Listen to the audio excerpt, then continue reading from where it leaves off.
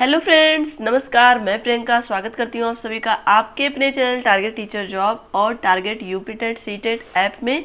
तो दोस्तों, आज हम पढ़ेंगे डीएलएड 4th सेमेस्टर का पवन सीरीज और ये है आपका सामाजिक अध्ययन विषय और ये आपका पार्ट नंबर 3 है। तो दोस्तों, यहाँ पर हम लोग पढ़ रहे थे अति लघुत्तरीय प्रश्न और ये है आपका पेज नंबर 41। दोस्तों, इसमें नंबरिंग तो की नहीं है क्वेश्चन की, तो इसलिए हम लोग यहाँ पे देखेंगे पेज नंबर 41 से। तो दोस्तों, यहाँ पे देखिए जलवायु क्या है। जलवायु मौसम की दीर्घकालिक अवस्था का संक्षिप्त रूप है। तो दोस्तों, जो मौसम दीर्घकाल तक स्थिर बने रहते हैं एक ही जैसे मौसम, तो उस अवस्था को क्या कहते हैं? जलवायु कहते हैं। यहाँ पे ये आपका हो गया आंसर। मौसम क्या है? किसी स्थान की अल्पकालीन वायुमंडलीय दशाओं को मौसम कहा जाता है। किसी स्थान की अल्पकालीन वायुमंडलीय दशाओं को क्या कहा जाता है? मौसम कहा जाता है। ये आपके 2019 में पूछा हुआ क्वेश्चन है। आगे चलिए देखते हैं, जलवायु के तत्वों का वर्णन कीजिए। जो दोस्तों, यहाँ पे देखिए जलवायु के तत्व हैं तापक्रम, तापमान, आर्द्रता, मेघ, वर्षा, वायुवेग, तूफान आदि।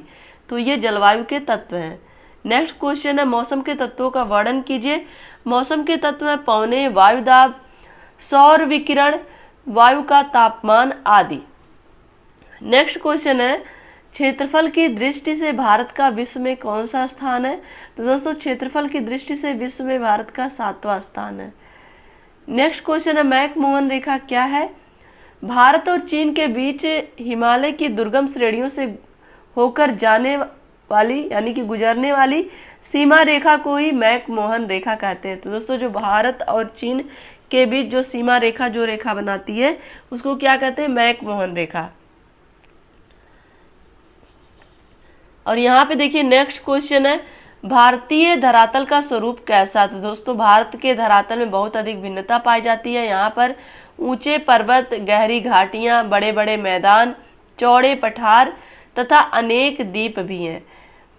नेक्स्ट क्वेश्चन देखिए, भारत की सबसे ऊंची पर्वतीय चोटी कौन सी है?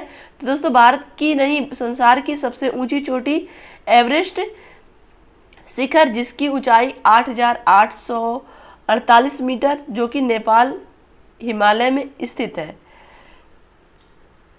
और दोस्तों, अगर यहाँ पे देखिए भारत की सबसे ऊंची चोटी का नाम पूछा जाएगा तो वो होगा K2।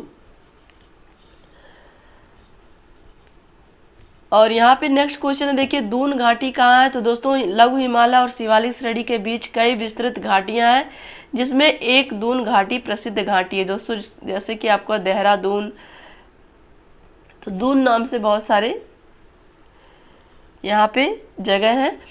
और आगे देखेंगे हम, सुंदरवन किसे कहते हैं? तो दोस्तों, बंगाल की खाड़ी में गिरने वाली नदियाँ डेल्टा क्षेत्र में सुंदरवन पाए जाते हैं। इन्हें ज्वारीय वन भी कहा जाता है। तो दोस्तों, यहाँ पे देखिए सुंदरवन कहाँ पाए जाते हैं? जहाँ पे बंगाल की खाड़ी में जो सारी नदियाँ डेल्टा का निर्माण कर रही हैं, उन्हीं में कहाँ पाए जाते हैं? सुंदरवन। उन्हीं डेल्टा के बीच में पाए जाते हैं सुंदरवन। इन्हें ज्वारीय वन भी कहते हैं। अब यहाँ पे नेक्स्ट क्वेश्चन देखेंगे, भारतीय मरुस्थल किसे कहते हैं? दोस्तों, उत्तर भारत में मैदान के दक्षिण पश्चिम में अरावली की पहाड़ियों से लेकर के पाकिस्तान की सीमा तक के प्रदेश भारतीय मरुस्थल कहलाते हैं।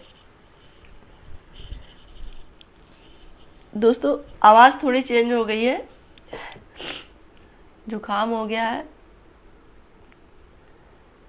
नेक्स्ट क्वेश्चन देखेंगे, खारे पानी की सबसे बड़ी झील कौन सी है? दोस्तों, खारे पानी की सबसे बड़ी झील सांभर झील है।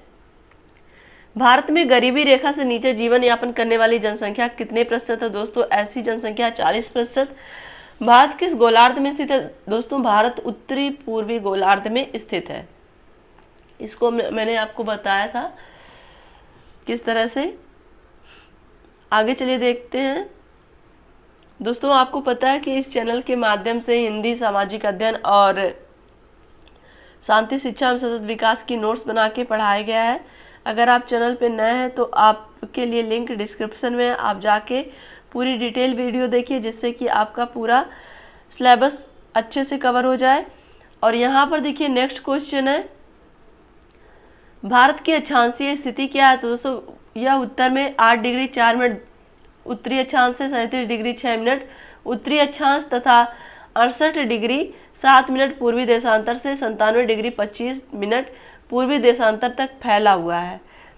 और नेक्स्ट क्वेश्चन यहाँ पे देखेंगे, भारत का कुल भौगोलिक क्षेत्रफल कितना है? तो दोस्तों भारत का कुल भौगोलिक क्षेत्रफल 32,87,263 किलोमीटर है।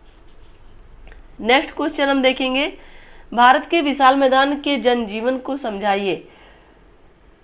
दोस्तों यहाँ पर देखिए, उत्तर का विशाल मैदान जनजीवन की दृष्टि से खुशहाल तथा विकसित आबादी वाला भाग है। इस भाग के अंतर्गत प्राकृतिक प्रदत्त सभी सुविधाएं तथा बड़े बड़े भव्य नगर, आवागमन के साधनों से भरपूर जनजीवन, भारतीय अर्थव्यवस्था तथा भारतीय राजनीतिक दृष्टिकोण के आधार पर यह भाग सभी प्रकार की सुविधाओं से तथा भौगोलिक दृष्टि से खूब फल फूल रहा है। अर्थात उत्तर का विशाल मैदान संपूर्ण समृद्धि का द्योतक है। तो दोस्तों यहाँ पर देखिए, भारत के विशाल मैदान की बात हो रही है, जहाँ का जनजीवन यानी कि यहाँ पे सारे साधन उपलब्ध है, जिसकी वजह से यहाँ का जो जनजीवन है काफी फल फूल रहा है। कोयला भारत के किस राज्य में सर्वाधिक पाया जाता है? तो दोस्तों यहाँ पे देखिए, झारखंड राज्य में।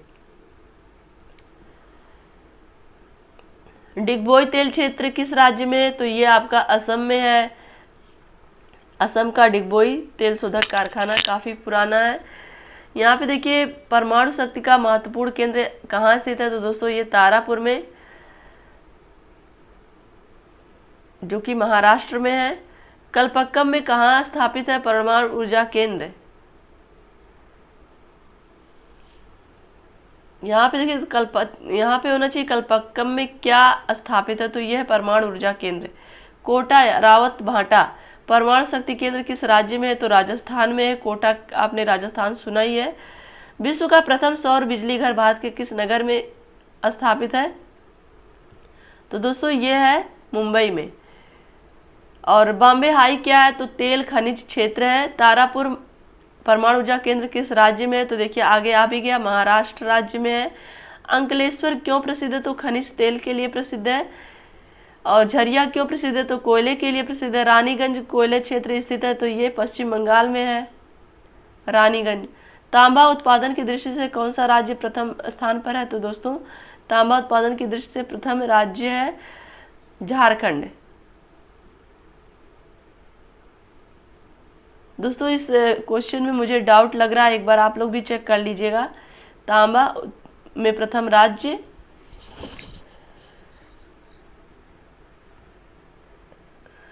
अभ्रक उत्पादन भारत विश्व में कौन से स्थान पर है? तो दोस्तों अभ्रक में प्रथम स्थान है। कोलार सोने की खान कहाँ स्थित है? तो दोस्तों ये कर्नाटक में स्थित है। बॉक्साइट किस धातु का अयस्क है? तो एल्यूमिनियम का अयस्क है। हेमेटाइट का संबंध किस खनिज से है? तो ये लौह अयस्क से है। उत्तर प्रदेश में कुल कितनी फसलें होती हैं? उत्तर प्रदेश में मुख्यतः 3 प्रकार की फसलें होती हैं, रबी की फसल, खरीफ की फसल और जायद की फसल। तो जायद की फसलों में क्या आता है? दोस्तों जायद की फसल के अंदर ककड़ी, खीरा, परवल, लौकी, मूंग, लोबिया ये सारी आती हैं। और यहाँ पर देखिए, उत्तर प्रदेश राज्य पुरातत्व संगठन की स्थापना कब और क्यों की गई? तो दोस्तों 1951 में पुरातत्व एवं पुरास्थलों में लोक रुचि जगाने के उद्देश्य से लखनऊ में पुरातत्व विभाग की स्थापना की गई। नेक्स्ट क्वेश्चन हम लोग देखेंगे, सारनाथ संग्रहालय की स्थापना कहाँ हुई है? तो सारनाथ संग्रहालय की स्थापना कब हुई थी? तो सारनाथ संग्रहालय की स्थापना कब हुई थी? सारनाथ संग्रहालय की स्थापना 1904 ईस्वी में हुई थी। राजकीय संग्रहालय की स्थापना कब हुई? तो दोस्तों राजकीय संग्रहालय की स्थापना 1874 ईस्वी में की गई। ललित कला अकादमी लखनऊ का संक्षिप्त परिचय दीजिए। दोस्तों इसकी स्थापना दृश्य कलाओं एवं व्यवहारिक कलाओं की गतिविधियों एवं कलाकारों को प्रोत्साहन एवं सहयोग प्रदान करने के लिए की गई थी। वर्तमान में यह उत्तर प्रदेश के संस्कृति विभाग के पूर्णतः वित्त पोषित स्वायत्त शासी इकाई के रूप में कार्य कर रही है। अब यहाँ पर हम देखें कुंभ मेला कब लगता है? दोस्तों कुंभ मेला प्रत्येक 12 वर्ष के बाद 12 वर्ष में लगता है। कुंभ मेला प्रत्येक 12 वर्ष में लगता है। उत्तर प्रदेश नाटक अकादमी लखनऊ की स्थापना कब की गई थी? दोस्तों उत्तर प्रदेश नाटक अकादमी लखनऊ की स्थापना 13 नवंबर 1963 को की गई थी। प्रदूषण के प्रकार बताइए। तो दोस्तों वायु प्रदूषण, जल प्रदूषण, ध्वनि प्रदूषण, मृदा प्रदूषण और रेडियोधर्मी प्रदूषण, और इनके बारे में हम लोग डिटेल से पढ़े हैं। और पर्यावरण का अर्थ बताइए दोस्तों। पर्यावरण हमारे चारों ओर फैला हुआ परिवेश या वातावरण है। परिधन आवरण से मिलकर बना है। पर्यावरण हमारे चारों ओर ढका हुआ या हमारे चारों ओर घिरा हुआ जो होता है वो क्या होता है, पर्यावरण होता है। तो दोस्तों आज की वीडियो बस यहीं तक की है। वीडियो को लाइक करिएगा, अपने दोस्तों के साथ शेयर करिएगा, और अगर आप चैनल पे नए हैं तो प्लीज़ चैनल को सब्सक्राइब जरूर कर लीजिएगा। मिलते हैं नेक्स्ट वीडियो में। Take care, bye bye, love you all, जय हिंद।